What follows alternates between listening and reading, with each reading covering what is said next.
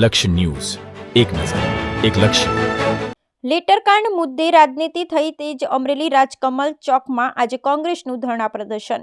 આગામી 24 કલાક સુધી ધરણા પ્રદર્શન. પરેશ ધાનાણી, લલિત વસોયા, લલિત કાથરા, વીરજી ઠુમ્મર, પ્રતાપ દુધાત, જની ઠુમ્મર, ટીકુભાઈ વરુ સહિતના કોંગ્રેસના નેતાઓ હાજર.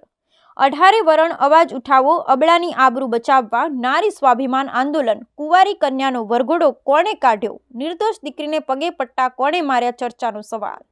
જવાબદારને તાત્કાલિક સસ્પેન્ડ કરવા કોંગ્રેસ માંગ સાથે ઉપવાસ આંદોલન. બ્યુરો રિપોર્ટ સંજય વાઘેલા સાથે યોગેશ ઉંડકટ, અમરેલી. અમરેલીની દીકરી પાયલ ગોટી ઉપર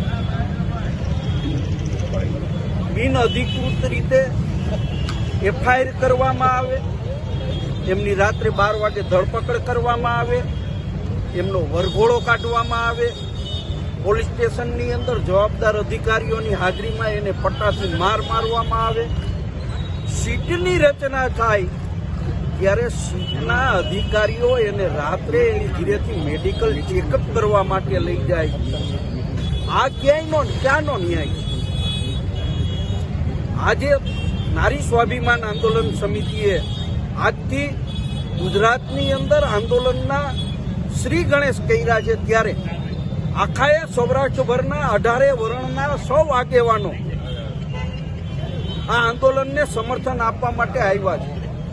આ આંદોલન સમિતિ, આ મીડિયાની સામે કહું છું કે આંદોલન સમિતિ 1-2 દિવસની અંદર જલદ કાર્યક્રમો આખા સૌરાષ્ટ્ર અને ગુજરાતની અંદર થાય એના માટેનું આયોજન કરી રહી છે. અને આંદોલન કાર્યક્રમ થયા પછી ગુજરાતની અંદર એ રીતે આંદોલન થશે કે આ સરકારને ઘૂંટણીએ પાડી દેતા વાર નહીં લાગે.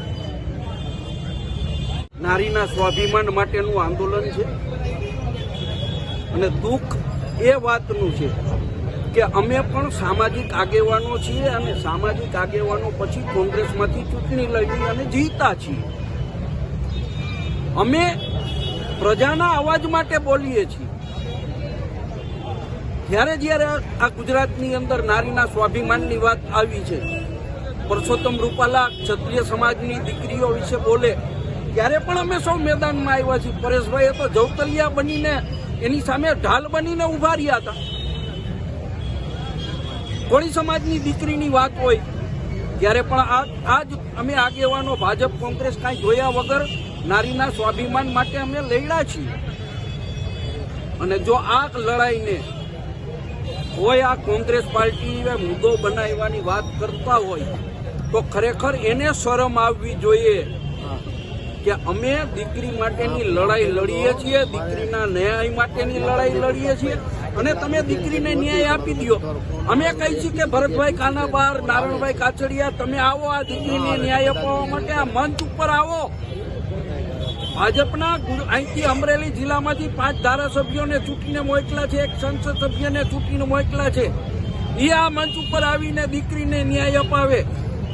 અમે એનું સન્માન કરવા માટે તૈયાર છીએ, એની આગેવાનીમાં આંદોલન કરવા તૈયાર છીએ.